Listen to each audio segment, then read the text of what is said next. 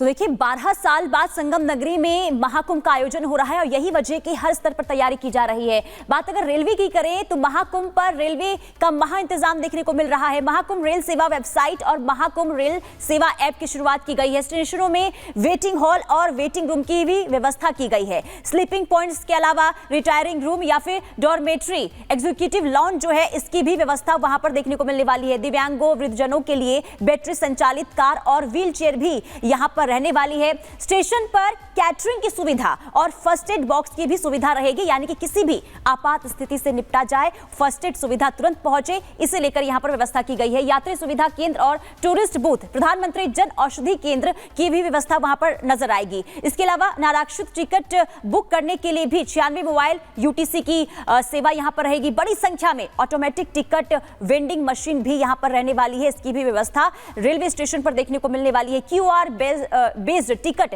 Payment की भी सुविधा होगी। इसके अलावा डिजिटल साइन बोर्ड की बात करें तो touch screen kiosk, toll free number यहां पर रहने वाला है। 15 से अधिक भाषाओं में सूचना दी जाएगी क्योंकि अलग अलग राज्यों से लोग पहुंचेंगे। एंट्री और एग्जिट पॉइंट अलग अलग रहने वाला है क्योंकि भारी संख्या में जो श्रद्धालु हैं, जो तीर्थयात्री हैं, वो पहुंचेंगे। ऐसे में आने जाने में किसी भी तरीके से किसी भी यात्री को परेशानी ना हो, इसका बखूबी ध्यान रखा गया है। बहरहाल आगे बढ़ेंगे और अब नजर डालेंगे 2 मिनट में दुनिया पर।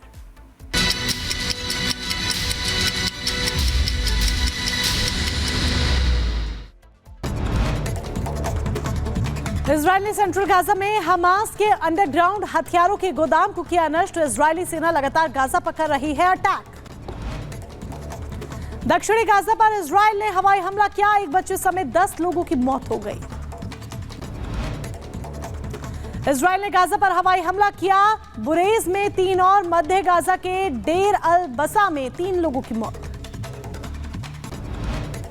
इजरायल का गाजा पट्टी पर जोरदार हमला है। इजरायली हमले में अब तक 45,717 फिलिस्तीनियों की मौत हो गई, 1,08,856 घायल हुए। इजरायल की राजधानी तेल अवीव में जोरदार प्रदर्शन, बंदूकों की रिहाई को लेकर परिजनों ने प्रदर्शन किया। गाजा के शरिया कोर्ट के पास रिहायशी इलाके पर हमला हुआ है। इजरायल ने रिहायशी इलाके को निशाना बनाया। इजरायल ने गाजा पट्टी के डेर अल बला पर हमला बोला है। इजरायली हमले में करीब 21 लोगों की मौत हुई, मरने वालों में 2 बच्चे भी शामिल। इधर लेबनान में हिजबुल्लाह के महासचिव नईम कासिम का बयान सामने आया। इजरायल के साथ सीज फायर का दिन निर्धारित नहीं, ये 60 दिन से पहले भी खत्म हो सकता है। रूसी सेना के पैराट्रूपर्स के तोपखाने में यूक्रेनी आतंकवादियों के ठिकाने पर हमला किया गया, यूक्रेन की कमांड प्रणाली को ध्वस्त किया। रूस ने डोनेट्स्क पर जोरदार हमला किया है, वो सोक ग्रुप ऑफ फोर्सेस की तोपों पर हमला किया।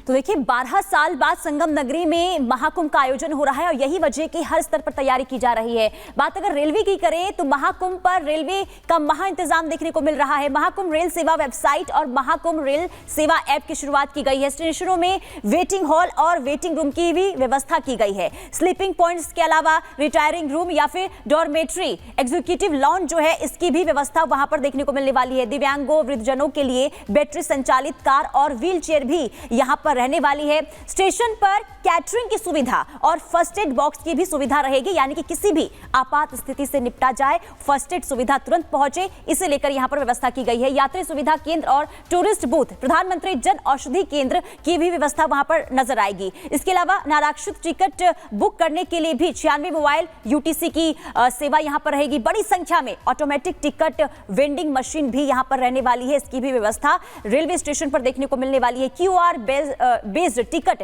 पेमेंट की भी सुविधा होगी। इसके अलावा डिजिटल साइन बोर्ड की बात करें तो touch screen kiosk, toll free number यहां पर रहने वाला है। 15 से अधिक भाषाओं में सूचना दी जाएगी क्योंकि अलग अलग राज्यों से लोग पहुंचेंगे। एंट्री और एग्जिट पॉइंट अलग अलग रहने वाला है क्योंकि भारी संख्या में जो श्रद्धालु हैं, जो तीर्थयात्री हैं, वो पहुंचेंगे। ऐसे में आने जाने में किसी भी तरीके से किसी भी यात्री को परेशानी ना हो, इसका बखूबी ध्यान रखा गया है। बहरहाल आगे बढ़ेंगे और अब नजर डालेंगे 2 मिनट में दुनिया पर।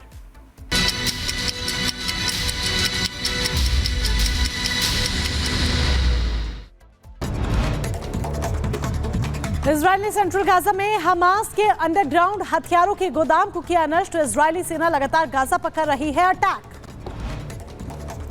दक्षिणी गाजा पर इजराइल ने हवाई हमला किया, एक बच्चे समेत 10 लोगों की मौत हो गई। इजराइल ने गाजा पर हवाई हमला किया, बुरेज में 3 और मध्य गाजा के डेर अल बसा में 3 लोगों की मौत। इजराइल का गाजा पट्टी पर जोरदार हमला है। इजरायली हमले में अब तक 45,717 फिलिस्तीनियों की मौत हो गई, 1,08,856 घायल हुए। इजराइल की राजधानी तेल अवीव में जोरदार प्रदर्शन, बंधकों की रिहाई को लेकर परिजनों ने प्रदर्शन किया। गाजा के शरिया कोर्ट के पास रिहायशी इलाके पर हमला हुआ है। इजराइल ने रिहायशी इलाके को निशाना बनाया। इजराइल ने गाजा पट्टी के डेर अल बला पर हमला बोला है। इजरायली हमले में करीब 21 लोगों की मौत हुई, मरने वालों में 2 बच्चे भी शामिल। इधर लेबनान में हिजबुल्लाह के महासचिव नईम कासिम का बयान सामने आया। इजराइल के साथ सीज फायर का दिन निर्धारित नहीं, ये 60 दिन से पहले भी खत्म हो सकता है। रूसी सेना के पैराट्रूपर्स के तोपखाने में यूक्रेनी आतंकवादियों के ठिकाने पर हमला किया गया, यूक्रेन की कमांड प्रणाली को ध्वस्त किया। रूस ने डोनेट्स्क पर जोरदार हमला किया है, वो सोक ग्रुप ऑफ फोर्सेस की तोपों पर हमला किया गया।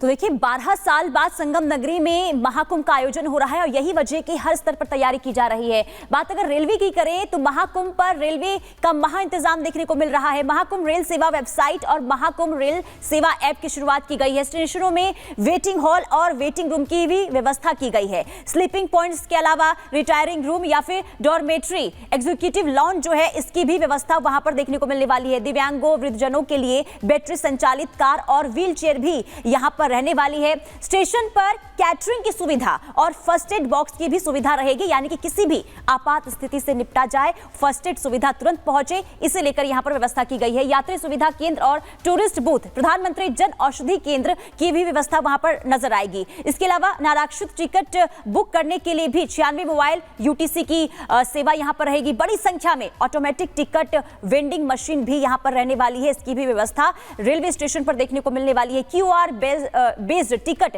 पेमेंट की भी सुविधा होगी। इसके अलावा डिजिटल साइन बोर्ड की बात करें तो touch screen kiosk, toll free number यहां पर रहने वाला है। 15 से अधिक भाषाओं में सूचना दी जाएगी क्योंकि अलग अलग राज्यों से लोग पहुंचेंगे। एंट्री और एग्जिट पॉइंट अलग अलग रहने वाला है क्योंकि भारी संख्या में जो श्रद्धालु हैं, जो तीर्थयात्री हैं, वो पहुंचेंगे। ऐसे में आने जाने में किसी भी तरीके से किसी भी यात्री को परेशानी ना हो, इसका बखूबी ध्यान रखा गया है। बहरहाल आगे बढ़ेंगे और अब नजर डालेंगे 2 मिनट में दुनिया पर।